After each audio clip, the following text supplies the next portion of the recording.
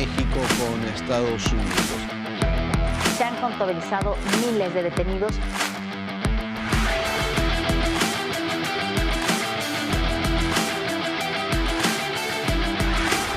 Continúan las repercusiones. Una lucha de traiciones.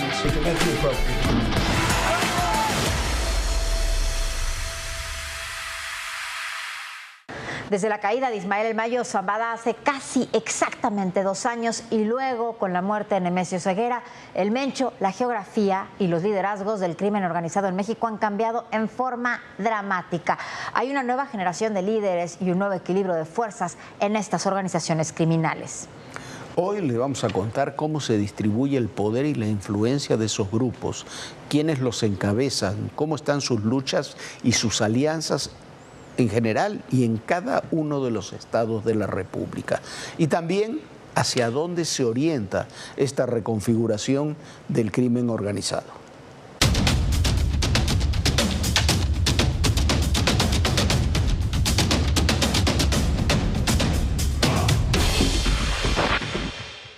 Lo primero que debemos tener en claro en todo esto es que el cártel de Sinaloa como tal ya no existe. La división es tan profunda, la guerra es tan abierta, que algunos de esos grupos se quedará finalmente con la mayor parte de la zona de influencia de lo que fue aquel cártel que crearon el Mayo Zambada, el Chapo Guzmán, el Azul Esparragosa. Pero ya será otra cosa. Se lo podrá denominar como quiera, pero ya no tiene nada que ver con la organización que desde fines de los 90 venían desde antes, pero como cártel de Sinaloa fundaron aquellos 3 narcotraficantes que ya no están. 2 están presos en los Estados Unidos, el Mayo Zambada y el Chapo Guzmán, y el Azul Esparragosa, que era el verdadero cerebro de toda aquella organización, se supone que murió de muerte natural hace ya algunos años. Bueno, y tenemos que tener en cuenta, como decía el exalcalde de Palermo, Italia, Leoluca Orlando, todas las mafias son, al final, un asunto de familia. Cambia la configuración del crimen organizado, cambia su geografía, pero siguen siendo familias las que tienen el control de estos grupos criminales. Hoy el cártel de Sinaloa se ha escindido en 2 grandes grupos, con diversas alianzas en torno suyo. El que parece ser el mayoritario es el de los sucesores del Mayo Zambada, encabezado por el Mayito Flaco, por Ismael Zambada Siqueiros, uno de los hijos del Mayo Zambada, con muchos lugartenientes y aliados. Pero el control de esa parte del cártel, la Mayiza o como usted la quiera llamar, es suya, es del Mayito Flaco. Los chapitos hoy están disminuidos porque no han tenido ni remotamente el apoyo que ha recibido la Mayiza. Muchos de los suyos están enojados por la colaboración que ha hecho Ovidio y Joaquín Guzmán con los Estados Unidos y han sufrido fuertes golpes. Su líder hoy, que está en libertad, es Iván Archibaldo Guzmán, que vive, como su hermano Jesús Alfredo, en una situación muy precaria de seguridad. Hay actores que no sabemos cómo se definirán y si lo harán. Uno de ellos es Aureliano Guzmán, el hermano del Chapo Guzmán, que mantiene su zona de control ahí en esta zona de Sinaloa que se inserta en el Triángulo Dorado y que dicen que no se ha definido. Pero no definirse en medio de la guerra entre los chapitos y la Mayiza parece indicar que se inclina hacia los mayos, hacia los que fueron sus aliados durante mucho tiempo.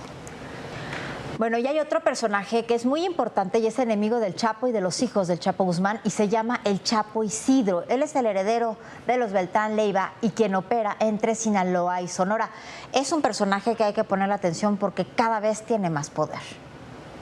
Para comprender el peso de la alianza con los mayitos, hay que poner en la ecuación a un grupo fundamental, los Cabrera Saravia, encabezados por los hermanos Alejandro, José Luis y Felipe Cabrera Saravia. Operan en todo el Triángulo Dorado, o sea, ahí entre Sinaloa, Durango, Chihuahua, se introducen un poco en Sonora y en otros lugares, en Zacatecas, y son cada día más poderosos. Los dirige Alejandro Cabrera, es un personaje poco conocido, pero central hoy en el mundo del narcotráfico. Bueno, y si el cártel de Sinaloa es, lo vemos como una empresa, un holding, el cártel Jalisco Nueva Generación es un sistema de franquicias. Y por eso el cártel Jalisco Nueva Generación ha logrado sortear esta sucesión. La estructura del cártel Jalisco Nueva Generación está encabezada por Juan Carlos González, algunos lo llaman Juan Carlos González Valencia o Valencia González. Lo cierto es que es el hijastro del Mencho, es hijo de Rosalinda, de la esposa del Mencho, le apodan el 03 o el Pelón. Hay un segundo muy poderoso al mando también, que es el Sapo, Gonzalo Mendoza Gaitán, y la detención de este personaje, el jardinero, otro de los que estaban ahí en el mando del cártel Jalisco, le ha solucionado la sucesión a esa organización. Esa organización es en este momento la más poderosa del mundo criminal en México. Y ahora sí, es una nueva generación de menores de 50 años, todos los que están al mando del cártel Jalisco Nueva Generación.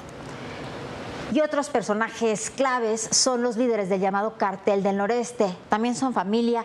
En este caso, el Cártel del Noreste son descendientes de los Treviño Morales, los que fueron los líderes de los Zetas. Su actual líder es su sobrino, Juan Cisneros Treviño. En esta lista faltan muchos, pero no pueden faltar dos personajes: los hermanos Hurtado Lasquiaga, Johnny al que apodan el Pez, y José Alfredo, alias La Fresa. Son los principales líderes de este grupo criminal que operan en Michoacán, en Morelos, en el Estado de México y en Guerrero.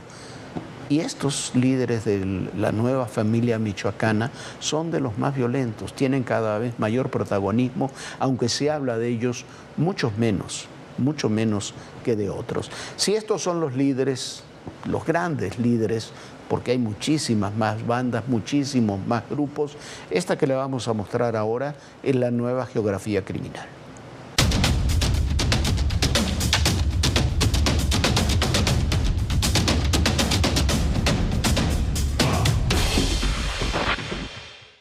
Hay una nueva geografía, una nueva geopolítica del crimen organizado en el país.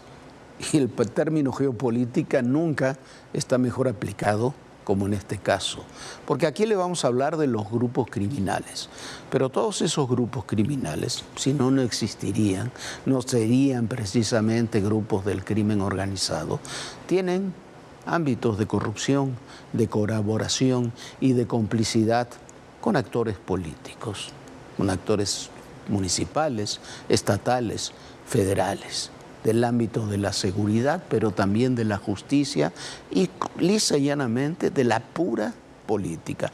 Pero le vamos a hablar ahora de los cárteles en sí.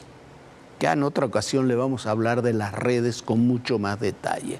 Cómo se han reconfigurado los cárteles del narcotráfico después de dos eventos, para ellos traumáticos: la extracción del Mayo Zambada y la muerte del Mencho. El primer punto fundamental en todo esto es comprender que el cártel de Sinaloa como tal ya no existe. Se sigue hablando del cártel de Sinaloa o del cártel del Pacífico, pero esa organización como tal ya no existe. Está profundamente dividida en muchos grupos, pero fundamentalmente en los que están enfrentados. Los que están enfrentados desde antes de la extracción del Mayo, pero que con la extracción del Mayo, llevado por Joaquín Guzmán López, rompieron definitivamente y entraron en esa guerra que ha provocado casi 3.500 muertos y 5.000 desaparecidos en Sinaloa en los 2 últimos años. Entonces, partamos de esa base.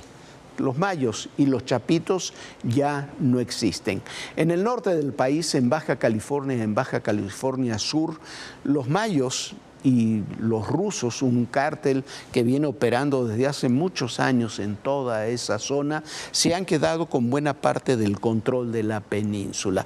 Los Chapitos tenían una enorme relación con el gobierno desde el 2021, con el gobierno de Baja California Sur, pero han ido perdiendo progresivamente esa influencia y hoy Baja California, hay otros grupos, ¿por qué? Porque Tijuana es importantísima, hay otros grupos, pero básicamente la Malliza, y sus aliados, los rusos, son los que tienen ese control con parte que ingresan a una parte de Sinaloa y de la frontera. En Durango y en el Triángulo Dorado, los Cabrera Saravia, como decíamos hace unos minutos, que son quizás los principales aliados hoy de los Mayo, se han quedado con toda esta zona, tienen una presencia cada vez mayor y los Cabrera son un grupo que va penetrando. No solamente trabajan, no solamente en Sinaloa, trabajan, Durango es prácticamente suya, han entrado profundamente en Chihuahua y son los que están disputando. Usted se escuchó hablar seguramente de los 10 personas que aparecieron muertas hace unos días allá en Zacatecas. Bueno, es la presencia, el ingreso de los Cabrera Saravia aliados con los Mayitos para confrontarse con el cártel Jalisco Nueva Generación ahí en Zacatecas. Hay un personaje central, es Aureliano Guzmán, el hermano del Chapo Guzmán, un hombre que está en el narcotráfico de toda la vida, es uno de los mayores incluso en edad de todos estos grupos que estamos hablando, que opera también en toda la zona, en la zona de Badiraguato, ahí de Sinaloa. La frontera entre Sonora y Sinaloa está ocupada por un personaje fundamental también en toda esta historia. Es el Chapo Isidro. El Chapo Isidro siempre ha operado en esta zona, aquí entre Sonora y Sinaloa, opera por supuesto desde ahí hacia la frontera para ingresar drogas. El mayor cargamento de fentanilo que ha sido decomisado en los últimos 2 años en el gobierno de la presidenta Sheinbaum era precisamente un cargamento del Chapo Isidro, un cargamento de toneladas de fentanilo. Es un personaje central porque a pesar de que los Beltrán Leiva fueron derrotados, él fue el que se quedó en un enfrentamiento con el Chapo Guzmán y ahora con sus hijos, implícitamente aliado con la Mayiza en todo este proceso. Ahí están los Insunza también, otro grupo criminal que trabaja en toda esta zona, ahí operó durante mucho tiempo con los Chapitos, aparentemente los Insunza trabajan ahora más cercanos a la Mayiza. Con ese grupo criminal relacionan también, no solamente por el apellido, sino por lazos familiares, al senador Enrique Insunza. En Sinaloa, por supuesto, la disputa está entre los Chapitos y la Mayiza. Esa guerra la están ganando, todo lo indica, los Mayitos contra los Chapitos, los hijos del Chapo Guzmán. En Chihuahua es muy importante. Chihuahua es un estado fundamental en esto y ha aumentado la violencia en algunas zonas en los últimos tiempos. ¿Por qué? Porque la línea, este grupo de la línea, aliados con la gente de los Mayos, con el Mayito Flaco, son los que controlan toda esta zona de la frontera. Ellos son también los que mataron a los integrantes de la familia Levarón. Siguen por la frontera, penetran hasta Sonora y son un grupo muy violento. Hay un ingreso del cártel Jalisco Nueva Generación que se está haciendo por el sur de Chihuahua y quiere comenzar a disputarle Ciudad Juárez a los personajes, a estos hombres de la línea aliados con el cártel del Mayo Zambada. Están los otros actores que también, como le decíamos, operan en toda esta zona, los Cabrera Saravia, que también quieren penetrar aquí para defender a los de la línea en contra de los del cártel Jalisco Nueva Generación. Recuerde usted un dato, se habló mucho de que los Chapitos habían hecho una alianza con el cártel Jalisco Nueva Generación para tratar de protegerse ellos y tratar de proteger algunos territorios. Le decíamos hace unos minutos que el cártel Jalisco Nueva Generación, como logró sortear los problemas de su sucesión interna después de la muerte del Mencho, se ha convertido, han logrado mantenerse unidos con su sistema tan particular de franquicias, así operan, y han logrado mantener su estructura operativa central.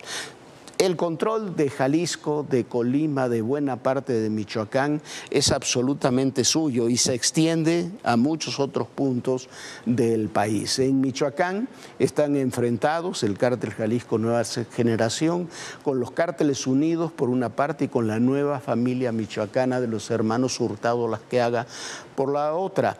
Uno de los principales grupos que ha sido declarado también terrorista por el gobierno de los Estados Unidos hace unos días, hace una semana, el de los Viagras, aparentemente también es otro más de los que se ha aliado con el cártel Jalisco Nueva Generación. El crecimiento, más que el crecimiento, el mantenimiento que ha logrado el cártel Jalisco Nueva Generación es el que lo hace poderoso.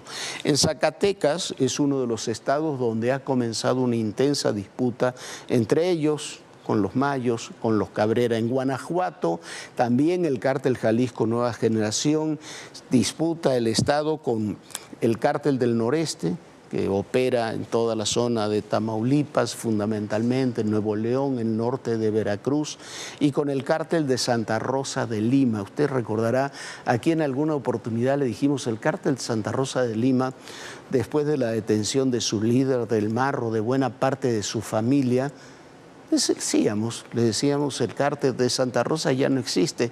Bueno, sigue existiendo y sigue operando por su alianza con los grupos de Sinaloa, por su participación directísima en el contrabando de combustible, en el robo y el contrabando de combustible.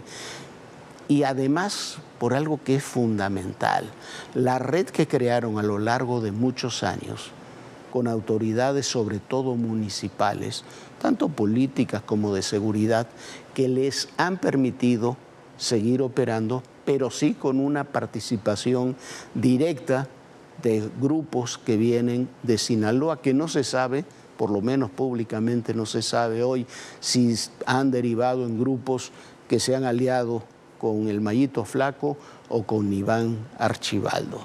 En Tamaulipas hay varios grupos. Después de la derrota de los Zetas quedó ahí ese muy dividido, el equilibrio de las organizaciones, pero cada vez más el cártel del Noreste, que también ha sido declarado terrorista por las autoridades de Estados Unidos, es el que tiene el control de Tamaulipas.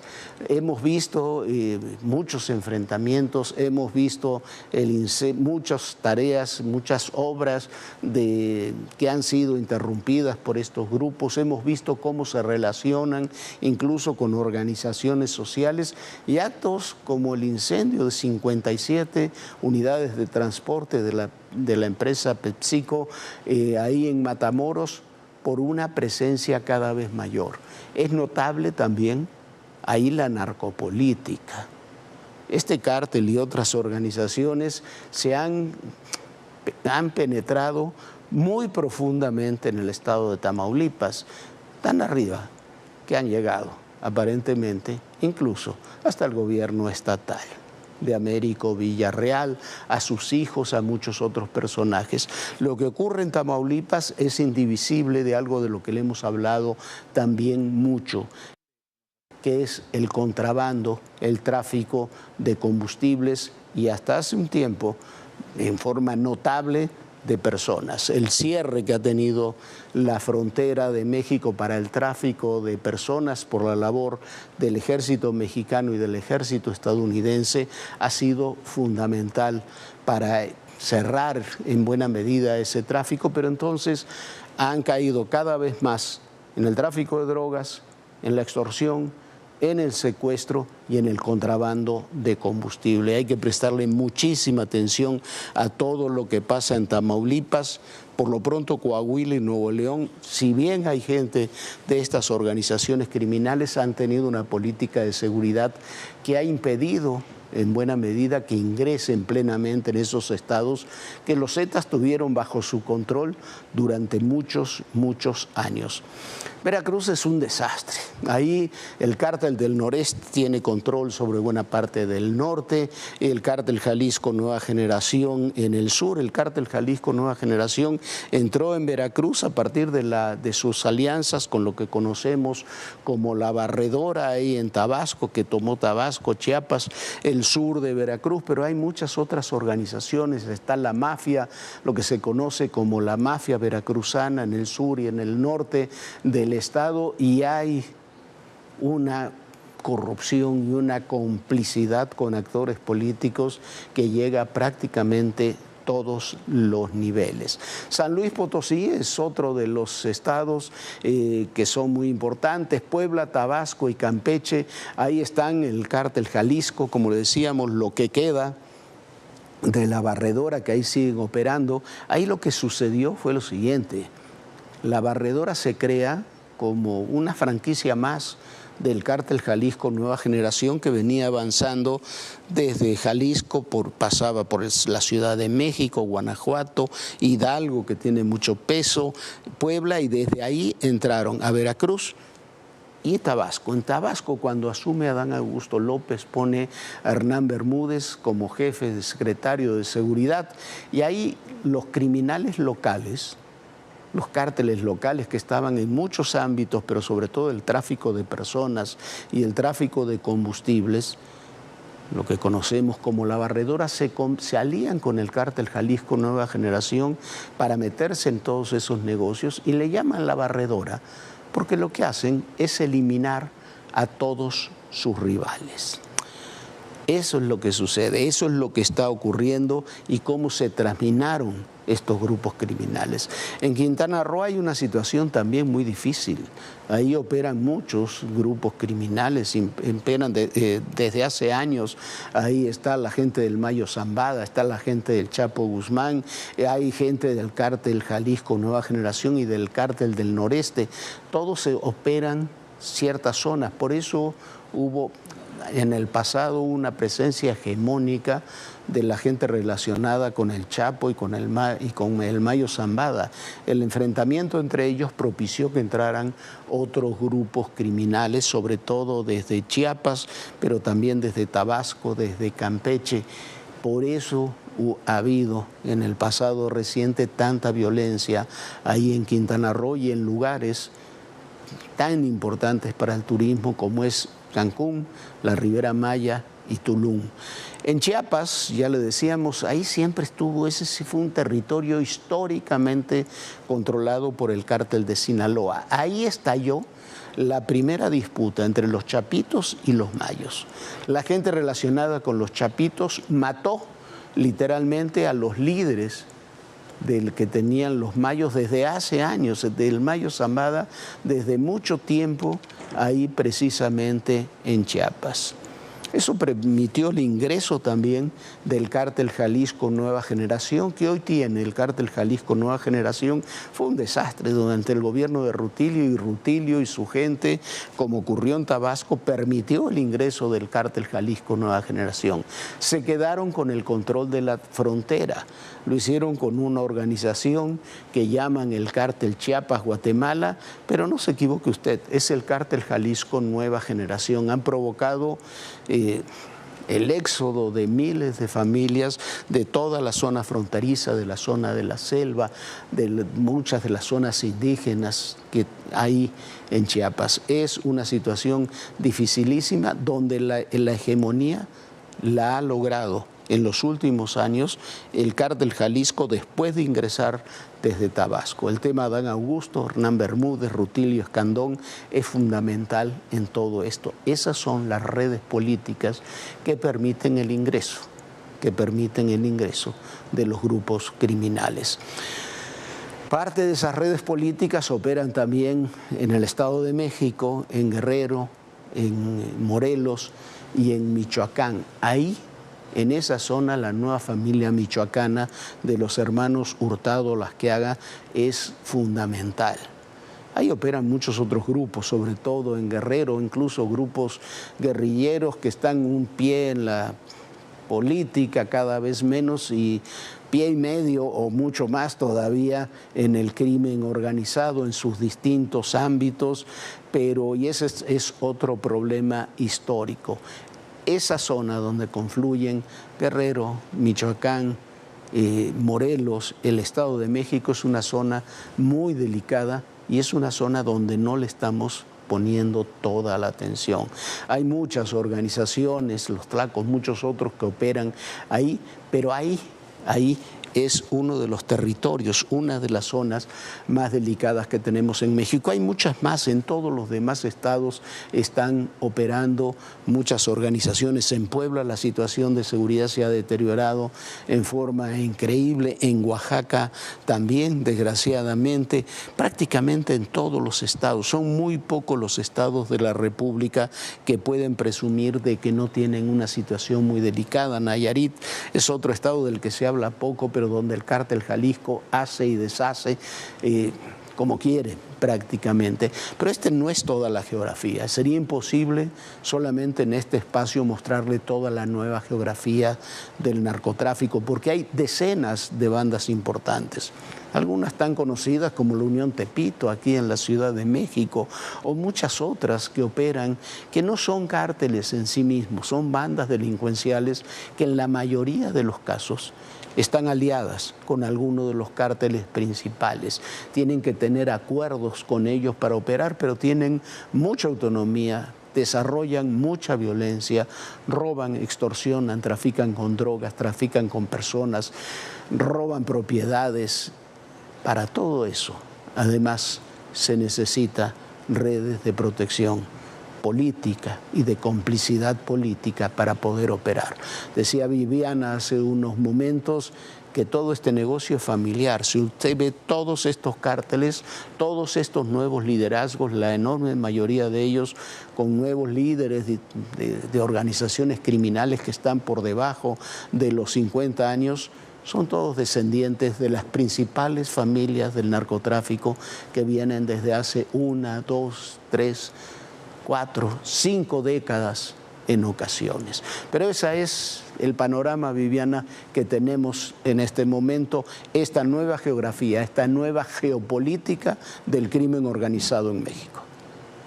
Y en esta vida lo único constante es el cambio, y ahora lo vemos claramente con la reconfiguración del crimen organizado y del narcotráfico en nuestro país, donde el cambio es continuo y quizá ahora el cambio es mucho mayor. Nosotros ya nos vamos. Muchísimas gracias por habernos acompañado. Estamos aquí en Todo Personal. Recuerde, de lunes a viernes a las 11 de la noche. Descanse, sueñe bonito. Bonita noche, Jorge. Muy buenas noches, Viviana. Muy buenas noches a todos ustedes. Y recuerden, el poder y en la política todo, pero absolutamente todo es personal. Gracias.